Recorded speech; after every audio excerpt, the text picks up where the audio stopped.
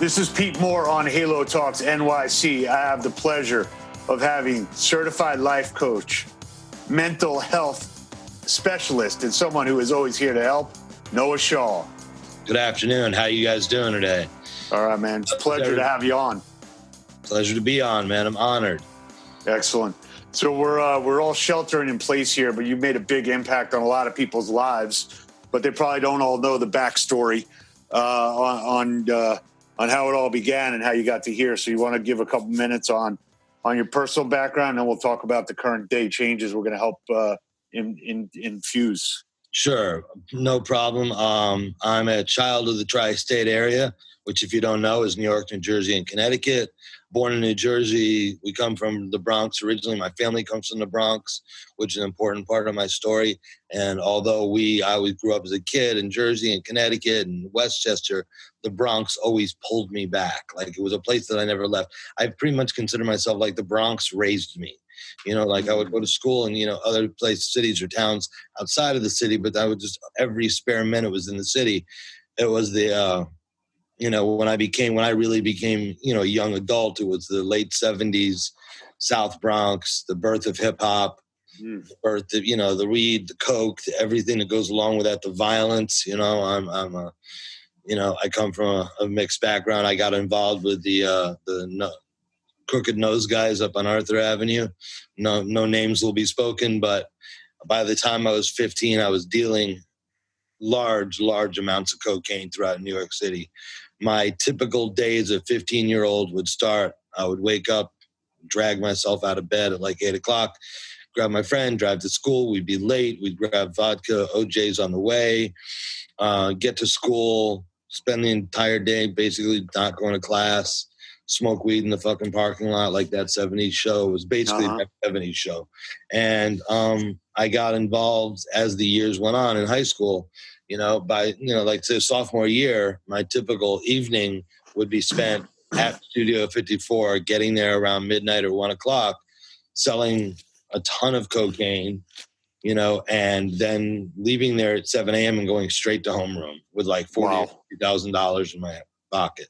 Wow. I got involved in large produce. I got enlarged in like large inventory, involved in small when I was just in the clubs and stuff, because I didn't want to be in like, I wanted to be in the club and I wanted to be popular. I could make fucking like more money just doing large product, but like fucking Studio 54, it was like, it was my entree into this world. It was like ridiculous. You're like a last mile kind of guy, Yeah. You want to drop the package off like, the UPS truck, people know your name.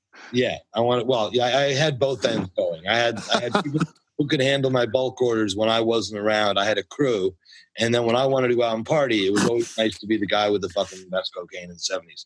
So shortly after that, I became my best customer, and I became a full-blown alcoholic and drug addict. I would take anything, anytime, anywhere. There were a bunch of rehabs. I mean, I'm not going to get too in-depth right now, but I will say I've survived 5 car wrecks when I was driving by myself that the police didn't even give me a DUI because they were surprised I was alive. I've survived 3 suicide attempts. Well, I don't know why I'm still here. But then when I finally woke up out of a haze and, 13 rehabs, it's a very typical story. Like it sounds, when I say it, it's like, it's so typical. It's so typical. Then people hear it, like, you went to fucking 13 rehabs like that? We are a fucking crazy person. I was a crazy person. Wow. I was insane. And then I got to AA and I got sober. And everything started to click, and I turned my life around.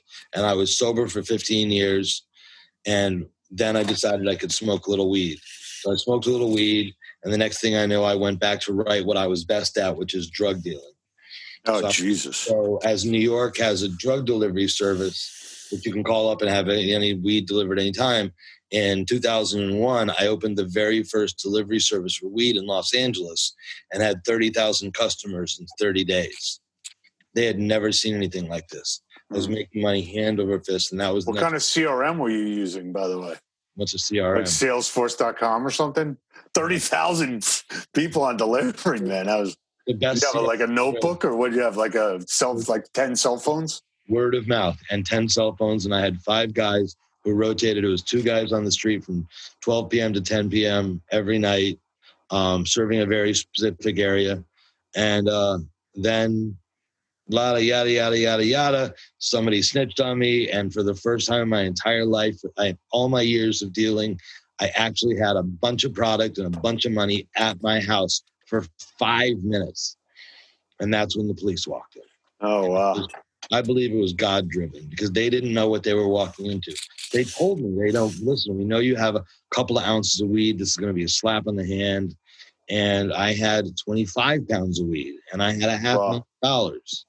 That's a lot. That's too much to talk your way out of. Like, you can say, like, yo, mom, somebody brought a 6-pack over and I didn't know they put it in the fridge. Like, that one's like, what do they call that? When, like, you know, like you go to jail, you go to trial and they're like, look, we call you kind of as red-handed as possible. Like, let's just get this over with. Well, the beautiful thing is the cops stole most of the money and most of the drugs. So by the time we got to jail, when they were locking me up, they had like, I think $50,000 and like 12 pounds of weed. And so they'd stolen it, but they were still looking to put me away for 15 years in prison. Whoa. Because they wanted to make an example of me because I was a white boy in a nice neighborhood. So they could really show that they were cracking down. I was going to be. But did they know you're from the Bronx, dude? I mean, like, you think. This is in L.A. The boy out of Bronx, but not Bronx out of the boy, right? It's like a chiasma, I think they call it. Can't take the city. I mean, I'm a fucking New Yorker. I don't care where I go in this world, I'm a fucking New Yorker. They probably didn't like the fact that you're a New Yorker either, I would say. Anyway, so where did we get to? So we're down to $50K and 12 pounds of weed, if I remember correctly. I ended up with the best weed lawyer in L.A., which was Snoop Dogg's weed lawyer. And he got the whole thing dropped down to 6 months in rehab. Wow, dude. I went to rehab. I remembered how 12 pounds of weed back or no? I'm just kidding. They weren't returning, nor the bond. They locked me up 3 times. They kept saying I was skipping bond, and they weren't telling my lawyer because they were trying to pressure me into giving up my resources. Right. Give up anything. So they kept throwing me back in jail. I'd have to post bond. They throw me in jail. I'd have to post bond. They just kept the money. I never got it. But so then I got to rehab. And I just realized I had been sober, and I remembered how beautiful my life was. And I just attacked it. I attacked it like when I get going in a certain direction, I just go 100%. Yeah. So went to the rehab, started working at that rehab, was a case clinic technician, was a case manager, helping people. And then I got hired at another rehab, a really high-end rehab in Beverly Hills called the 180 Center. $60,000 a month just to walk in the fucking door.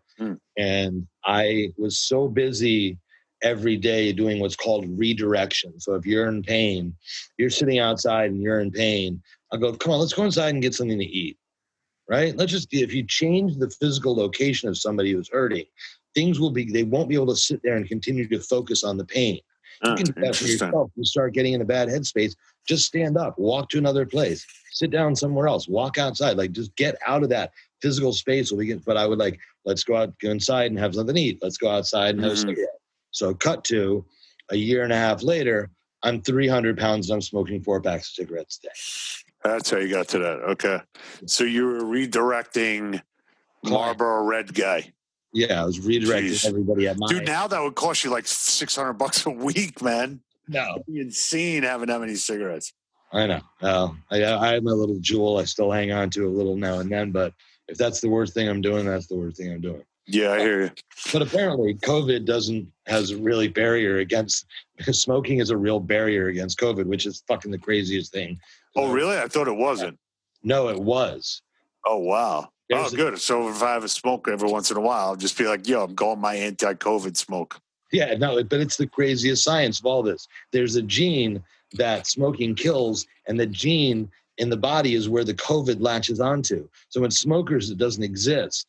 So there's a rate, incredibly low rate, 2 or 3%. Bro, if you could send me an email with a link to a reputable site that says that. Oh, yeah. Nice. You'd get me out of some problems when I have a cigarette every now and again. Excellent. Even though I'm the Halo guy, I'm human, bro.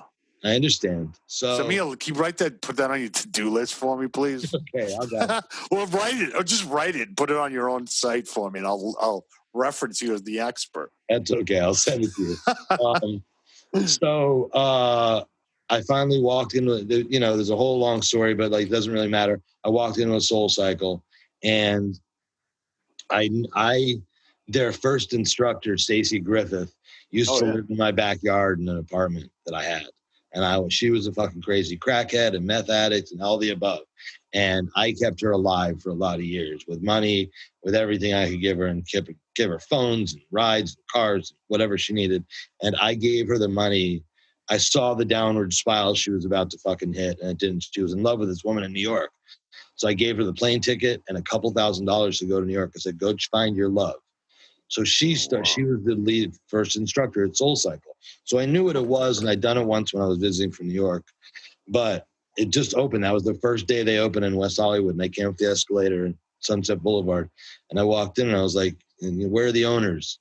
And they were like, they're over there. And I'm like, hi, I'm Noah. And they're like, oh, you're Papa. You're Stacy. Oh, my God, thank you so much. Are you going to ride? And I'm like fucking 300 pounds. I'm sweating from like riding up an escalator. And so I fucking went in. I like went home. They said, yeah, why don't you come back? It's like 3:00 and take a class. I said, okay. So I went home, put on my 4XL t-shirt, my fucking triple extra large shorts. I was so grotesquely obese, I couldn't bend over to put on my shoes. Mm-hmm. All the shoes that I owned were slip-on Nike SBs, and I bought those because they had a little elastic band. So I could crush down the bottom and then slide my fucking foot in. Right. Yeah. I get in class, and I'm about like 10, 15 minutes in the class, and my mind has this shift. And I said, you know what? I've been fucking shot at. I've been stabbed. I've been fucking had contracts out of me. I've had people try and throw me off fucking buildings. I've had all this, like, I've tried to kill me. Other people have tried to kill me. I should have been dead 10 times over. I said, am I really going to go out by being fat? Let me just go back a second. A week earlier, I'm at my doctor's office, and he said, I got some great news. It's not going to hurt a bit. I go, what, are you going to give me a shot? He said, no. You're about to have a heart attack so big, you're not going to feel a thing. You're not going to grab your chest. You're not going to be armed. Your heart is going to explode, and you're going to be dead before you hit the ground. So I went to an exercise class. Wow. Am I really, after escaping bullets and daggers and knives and fucking concrete, everything, am I going to die from a fucking Egg McMuffin?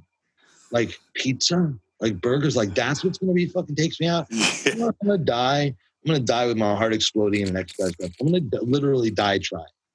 Right. So I took a corner bike. You were actually on a Soul Cycle suicide mission on your first trip. You're like, dude, I'll probably get through like the first 2 songs, probably one of the 2 I'll like, and then it'll be over. And people will be like, yo, the guy was a fucking athlete, but his body, just never really showed it at the end or something. No, it was like, here's the deal. There was a front row corner bike that was by a door.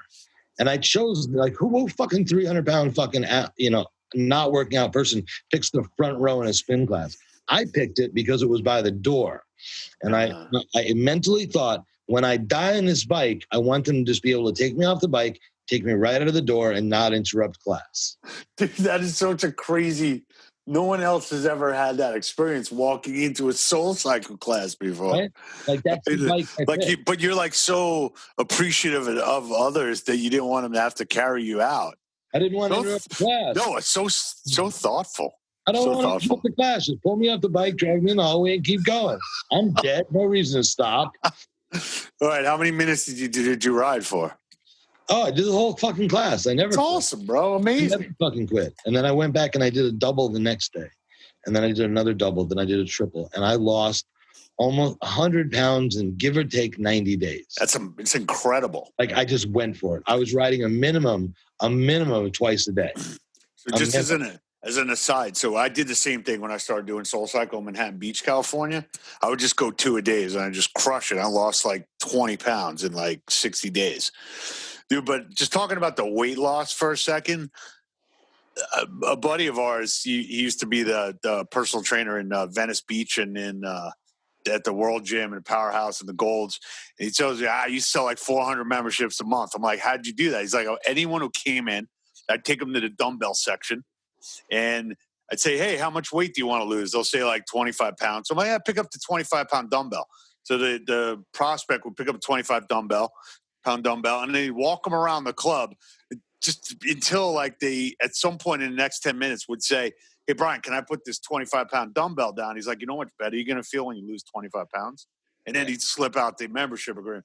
So how much better, just like for people that don't think that they could do this, it sounded like you were pretty much like as an extreme as possible from a lung capacity and from like a obese, overweight to get to like losing 100 pounds in 90 days. I mean, it's unbelievable. It's a very simple answer. Like listen, if I can do it, anybody can do it. A lot of times I'm standing at the front desk at SoulCycle, and be it a new rider, a lot of new riders, and sometimes just people coming in, and they'll be like, the new riders be like, I'm scared. They'll be a heavyweight, little overweight, whatever, nothing, but even sometimes extreme. And they'll be like, I'm scared. I don't know if I can do this, or they haven't signed up yet. And I have like in my favorites, I have my phone, my before picture. And I'm like, if I can, in one picture, convince you that you can do this, will you do it with an open mind and an open heart? And let me show you some love. And they'll be like, okay. And I show them my before picture and I go, I did this. And then they're like, holy shit. And they're like, well, if I can do it, anybody can do it. And I wasn't like a fucking spring chicken. I'm 56 now. I was like 45, 46 when I first fucking did this. So it wasn't like I was a young, like 20-year-old, somebody lose a little weight, then your body just fucking snapped back. I'm fucking 56. Yeah. So being a mental health coach right now and a life coach certifications, you've helped hundreds of people, some of them maybe more formally than others, thousands. When you take a look at that and you say, all right, everyone's had 60 days to 90 days to just like chill and self-reflect and figure out who they want to be when they come out of this. Because I say every day is a new day, just I'm sure like you think, and they could be something different. They don't have to come back and like I used to be on an airplane 3 days a week. I'd take the red eye once a week. I totally would sacrifice my sleep. I'd sacrifice relationships, friends. I'm not doing that anymore. So like, what are some of the things that you've been seeing or talking to people? Like, do you think there's like a complete mindset change, or do you think this is like people in the locker room, they'll come out and everyone's just going to go back to normal? I don't think anybody's going to come back to normal, because what we thought was normal will never be again. What I recommend for people, and I think it's two-part, is to be present and in the present moment, because the present moment's the only thing that's real. And I say this a lot. We look forward with apprehension, and we look in reverse with sadness. Oh, I could have done that. I missed that opportunity. It's such a bummer. I didn't do that. I had that opportunity. And I look forward and I go, that's not going to fucking work out. How is that going to, I'm fucking scared of that going, what the fuck is going on in the forward? So if I stay in the moment as my first guide, as my first point right now, that's the moment. Now that's gone.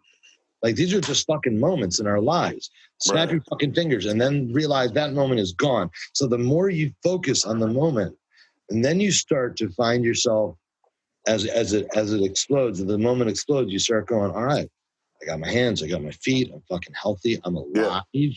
I'm alive. Then you start counting the things you're grateful for. I recommend all the clients I work for, I recommend it to everybody that every morning, wherever you sit and have your coffee, that you put a little piece of paper, pen, if you want to do it on your computer, you can, or your phone. Sit down with you before you fucking have a little fucking coffee, because everybody knows you need fucking coffee. But after that, take a minute and write down a minimum of 3 things you're grateful for. What it does is it begins to focus your brain in the early part of the day on things that I'm grateful for. And when you feel yourself going away from that, write something else on the list. Remember your list. Read your list. Always, gratitude is the key. Attitude of gratitude is the beginning of everything. I don't care what kind of athlete you want to be, and I've worked with world-class athletes. I've worked with fucking NFL, MLB, fucking no hockey players. I've worked with fucking A-list celebrities like you wouldn't fucking believe, Rock and Roll Hall of Fame people. And the number one thing that has the most success in people, and it goes back in millennia in our lives, is gratitude, is the key to everything. Right. It unlocks everything. So, from a standpoint of what you're doing right now, how much of your time are you spending doing soul cycle classes and, being able to reach, 40 or 60 people or more per class versus the one-on-one? How do you like to communicate with people? Or are you basically saying whatever venues or avenues I can spread my gratitude and wisdom, I'm going to take that? Or how do you think about your role in this? Well, my role is I'm not teaching any soul cycle classes right now. I mean, when we come back, I'm always talking about gratitude. It's become, I talk about it not in a preachy way. I'm always like, listen, gratitude fucking saved my life. Gratitude has saved the lives of many of my fucking friends. And I also talk about action. The way I reach people is one of my catchphrases is intention without action is just a good idea. A couple of years ago, everybody started like, set your intention, set your intention, set your intention. It's just a fucking good idea. It's like, I want to set my intention to grow my hair. Well, I can't grow hair. So what can I do? Like, you got to be able to understand, like, set your intentions for things that align with you and your life in places that you want to improve in, that you can see, like, here's an area of my life which I really want to work on. Then say, I set the intention that I'm going to work on my fitness. Great. You don't have to fucking be fit tomorrow. You have to take one fucking step. Right. One step, two steps, whatever it looks like. If you can go down, like, do 3 push-ups. If that's all you can do, great. Keep doing 3 push-ups. Whatever you're able to accomplish in the action section of your life. I will give you an example of mine. I have had fucking 20 years of people telling me to write a book. Everybody, drive my fucking girlfriend crazy. She wants to break up with me because I won't fuck her write my book. But I felt very frustrated by it. I kept feeling frustrated. I kept trying to write, and I'd write a couple pages. I can't fucking type. I know that for myself. I'm a terrible typer. So when I sit down to type, then I found Google, like, I can just fucking like speak into it, but I would like go on this long rambling thing. Like, I can talk to you all fucking day. But when I talk to type, got everything fucking wrong. Okay. So across my fucking Instagram feed this weekend, I'm sitting in the fucking water on this lake, and this thing comes up and goes, 30-day write a book boot camp. I was like, sign the fuck up. Nice. Now I'm on day 3, and it's super simple, little fucking lessons, tiny actions, 30, 40 minutes a fucking day that I can do because I've been given guidance. The other part of it is if you don't know what to do and you don't know the actions to help, what I think are the 2 most important words in the English language, help me. Mm-hmm. Asking for fucking help. And it was like, listen, I'm growing up fucking tough guy in the streets fighting. You didn't show fucking emotion. You didn't show anything. And I've been in fucking plenty of fist fights. Sometimes I won, sometimes I lost. I've seen violence. I've been shot at. I've had all this fucking crazy shit. But nothing stopped and nothing changes until you say, help me. Mm-hmm. I'm with you. So in closing here, as you think about all these corporations and they start to talk about, hey, we want to have a wellness program, they'll call us up and say, hey, can you get discounts at boutique studios or residents or residential buildings, are saying, hey, we want to do a promotion. Why don't companies in general think like a NFL football team and have, I got a quarterbacks coach, I got a strength coach, I got a conditioning coach, I got a life coach? Like, when do you think that paradigm finally tilts and your message to say, hey, look, I got people, they're players. These players need to be taken care of just like a professional athlete. And why are we leaving that to self-care when we can be more directive and actually provide it on our own? Well, you're leaving it to if people, you're hoping that you're not even hoping, you're just fucking casually, you're looking, I think, let me get my thoughts straight for a second. I think people have been inherently obsessed with self. Everybody talks about the millennials being fucking slackers and they're all fucking selfish and everything. And a phenomenon I remember is like, it was the late 90s. And I walked into a Borders Books in Los Angeles, right? And I looked up and there was a section called self-help. help, right? So what did all those people who eventually became the parents of the fucking millennials do? They started helping themselves. They started taking these books and going, this is about me. So when I have my parents who are fully involved in self-help, then the kids become invested in self too, because that's the lesson they've learned, right? So what I do is I practice, and I talk about it on my podcast, in my life, selfless help. It's the act of service. Mm-hmm. It's the act of, I can't help myself until I have helped you.